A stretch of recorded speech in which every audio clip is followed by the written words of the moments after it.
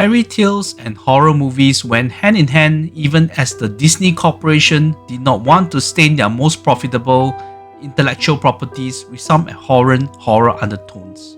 Before the current wave of public domain horror, starting with Winnie the Pooh, Blood and Honey in 2023, there had been indie and mainstream horror features that used well-known fairy tales from the likes of the Grimm Brothers or Hans Christian Andersen, the basis itself bearing dark connotations. One of the earliest notable ones would be Snow White, a tale of terror starring the likes of Sigourney Weaver and Sam Neill from 1997. Other horror features using Grimm's Schneewittchen included 2012's Snow White, A Deadly Summer, and the upcoming The Death of Snow White, and not forgetting the greatest horror edition of them all with Snow White with Rachel Ziegler in the titular role. Starting from 2010s, we also had Tommy Wirkola casting Jeremy Renner and Gemma Atherton in Hansel and Gretel Witch Hunters in 2013. Famous Twilight director Catherine Hardwicke had the likes of Amanda Seyfried and Gary Oldman in 2011's Red Riding Hood. In 2025, a Norwegian, Polish, Danish, Swedish cross-pollination came Den Stygge Stesosteren, or The Ugly Stepsister. Directed by Emilie Blichfeldt, I legit was not aware of this period body horror feature was based from the broader screen Ashen Patel, or more commonly known as Cinderella.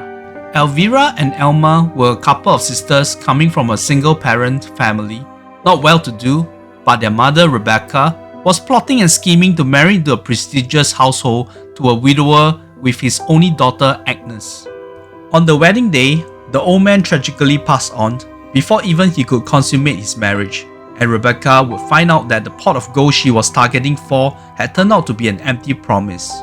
While Elvira and Agnes, who were close in terms of age, had an amicable relationship at the start, they would soon be pit against each other when Prince Julian of this fictitious kingdom would be looking for a wife, preferably a virgin like he was a vampire or something. Our protagonist Elvira had been so infatuated by the prince, just from the poems he had written, and dreamt that he would one day come and sweep her off her feet and they would live happily ever after. Therefore, when the opportunity arose to enlist all eligible fair maidens in the land, it became a do-or-die mission for Elvira and for her mother, the last salvation to live the comfortable and lavish lifestyle she had been yearning for. We the audience will go through the process of Elvira's physical transformation to beautify her, who was as a layman was certainly not plain, but in terms of the sense of aesthetic this world wanted to inculcate, she certainly failed to make the mark. Pouring in whatever resources they had, Rebecca sent Elvira to some awfully scary augmentation where the surgeon did not believe in anesthesia and even had audience to see him work his craft like it was a performance. Elvira had a weakness for sweet stuff and found a crazy way to ensure she would still satisfy her indulgence without getting fat. The method itself was well known and felt like it was an urban legend, yet Elvira's death-defying measure to keep slim really pushed the plot to the extreme, especially how this part of the storyline got resolved, as Rebecca starting to rear her horns with the ill treatment of Agnes a la Cinderella. Both the girls would be grooming for the ball when Prince Julian would pick the lucky girl. To be honest, it was a bleak crop to choose from, and original form Elvira was already near the top of the pile. Meanwhile, Agnes was not as pure as she projected to be, but not once did she put herself out there as an untarnished virgin. Agnes had also been displaying villainous tendency during the process, therefore it can be subjective for the audience to decide who to render their support to, but it should be a consensus that the stepmother Rebecca is the real devil in this story for the awful crap she put her daughter through. With Elvira being the tragic character even though she was based off a classic villainous sidekick in the fairy tale, the most redeeming character was Elma, the younger sister, who had to assume the moral compass and constantly be entrenched in the WTF ongoings. She was the heroine we did not deserve in this Machiavellian story at the end of the movie. I don't watch sufficient Nordic movies. Last Frontier is an emotional upheaval to sit through, but generally there's a strange sense of humor even for European standards. There was an unabashed level of nudity, and the reveal of genitals on screen was far from being sexy and erotic, but it felt misconstrued and irksome to look at body parts. Like, why do you linger on the butt cheeks of a prince when he was peeing in the woods? The intense body horror did not distract from the main plot, and it was crucial to exemplify the distance our characters were willing to go to achieve their target. I will remember 4 key instances of grotesque horror on screen. Each one was equally cringeworthy, but the last mind-boggling decision Elvira made in a sense you can empathize with despite how absurd it was.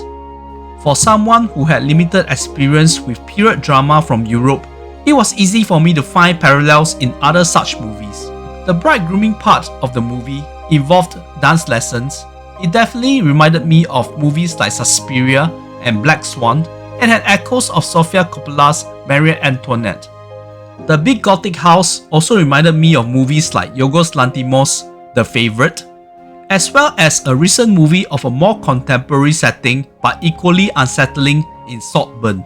The Ugly Stepsister could be touted as an esoteric movie which could alienate even many general and generic horror movie fans. The quirkiness can be overbearing, yet there was something earnest with our lead character Elvira, and the emergence of Alma was rewarding. The aesthetic of the entire movie felt like a 1980s new romantic music video, and even the musical score helped with that mood. Still, I find many parallels with The Substance, which this movie had been favourably compared to.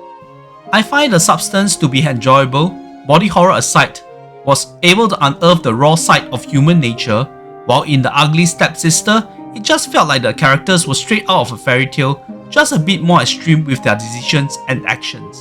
That said, the novelty of the concept of the movie and the energy flowing through the art and the performance steer me towards a 7.5 out of 10 in terms of the rating. Before we end this review, let me introduce 3 other Norwegian horror that you could check out as well. By sheer coincidence, we talked about director Tommy Wirkola earlier, but his shot to fame was 2009's Dead Snow. A ski vacation for a group of medical students turned into a real bloodbath when they encountered a group of Nazi zombies. Director Roar Akhak would gain a lot of traction with his disaster movie The Wave in 2015, which landed him the gig to direct Alicia Vikander in the remake of the Ubisoft game Tomb Raider in 2018. His first movie of prominence was 2006's Cold Prey. The premise itself actually was very much resembling Dead Snow. 5 young Norwegians went up a snow mountain for snowboarding, and one of them broke their leg unfortunately. They would take refuge in a big abandoned hotel when they realized that they were not alone. Director Andre Øvredal made a couple of notable horror movies, with 2016's The Autopsy of Jane Doe and more recently The Last Voyage of Demeter. He had made the highly rated Troll Hunter, which was a cross between Godzilla, Twister and Blair Witch Project, and wondrously worked in their Norwegian folklore of the trolls. Hope with this slew of recommendations, you would appreciate the Norwegian horror scene and a film like The Ugly Stepsister.